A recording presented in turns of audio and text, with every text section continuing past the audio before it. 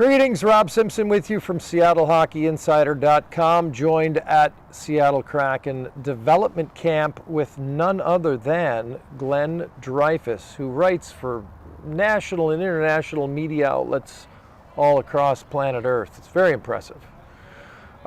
We have added, before we get into development camp, Glenn, we've added a couple of new Kraken. We begin with Kailer Yamamoto, just announced today, which is this, what day is this, Sunday? Yeah, is that right? I don't know. Whenever you're watching it, that's what day it is. That's true. It's a great point. Yamamoto, former Oiler, I think slots in rather nicely for, we've been talking about, hey, they can't be done.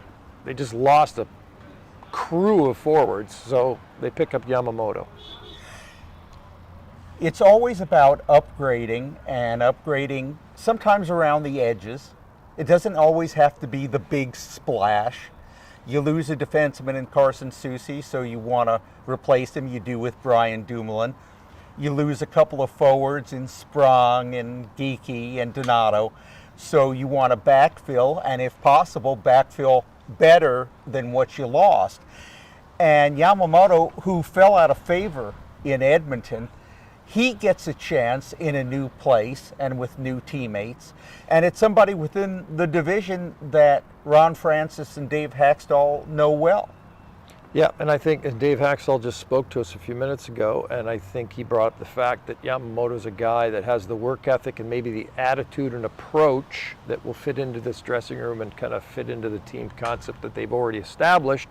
He's not going to have a Connor McDavid to play with, but which he did take advantage of at times. He played on all the various lines in Edmonton over the course of time, but it's an opportunity for him to fit in here and make an impression with the Kraken up front. And as we pointed out, they do need help, having lost a number of players that they lost.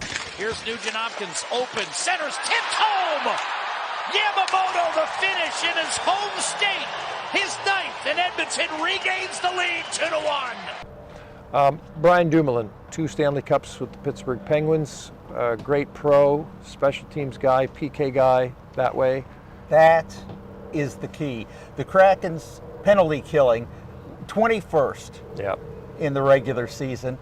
Not good. Yep. So getting somebody who that's their speciality, I think is important, not only for what he can bring, but what he can teach the others, because he's played 500 plus games in the NHL, 10 seasons, and this Kraken team, for being such a young organization, they've got a lot of guys who have Stanley Cup rings, and Brian Dumoulin adds 2 more.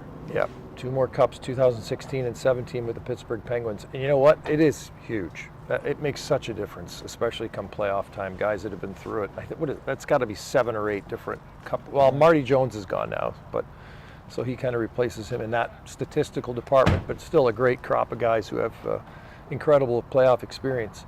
All right, development camp here at the Kraken Community Iceplex. Just for fans' knowledge, the doors are open. Fans, it was almost packed here today. 2 days off in terms of allowing folks in on the 3rd and 4th, and then on the 5th we have a 3-on-3 scrimmage, and fans are invited back in on the 5th. So we'll look forward to that. Give me 2 or 3 guys that jumped out.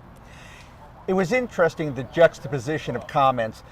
Edward Chalet, the first-round draft pick, who we believe will one day be a top 6 forward here, he was asked, how did you feel about your day on ice? And he went, not that great. Right. But Dave Haxtell was asked, and his message was, I don't want to do evaluations today, the first time on ice. Yep. It's more about letting them get the feel of the ice underneath them again, the start of a new season. You know, you've got jet lag coming from the Czech Republic. Just go out there and have fun. I saw Haxtell in a lengthy conversation with Chalet and made a point of saying that he didn't feel like there was any language barrier. He was communicating to and from just fine. So I wouldn't take too much away from whether every pass was on or from his stick as much as this is day one. Yep. Chalet, by the way, spelled Sale, S-A-L-E, but that's how it's pronounced. He's from the Czech Republic. He did throw out the first pitch at a Mariners game. Was it yesterday, I think? And it was a perfect strike, and he'd never thrown a baseball before, so that's pretty good. I mean, he's an athlete, and he says he's played a lot of tennis, so he was ready to go.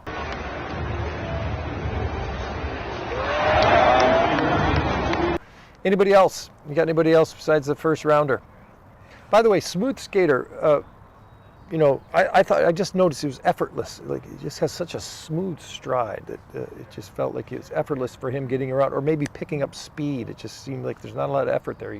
It's ingrained. Well, you asked me about other players, but Chalet, another thing about him, he likes being a distributor, a playmaker.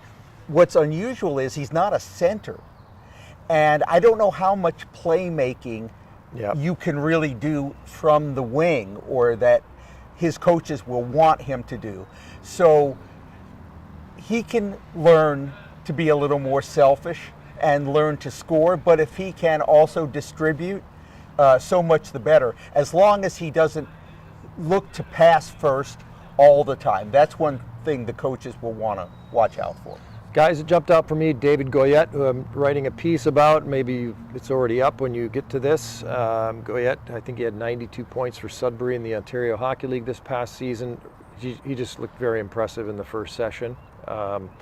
And Ty Nelson, the defenseman, Moose Jaw in the second session was impressive.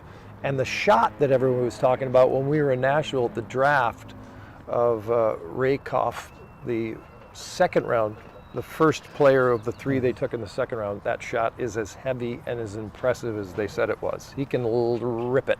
Okay, I just wanted to confirm you were talking about hockey shots in Nashville.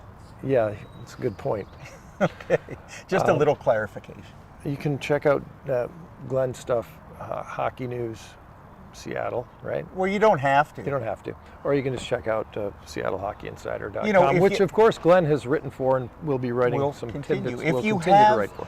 If you happen to have any spare time left over after you've sampled Rob's fine work, See that? you can come see me. There you go. Simmer, Glenn Dreyfuss. Later.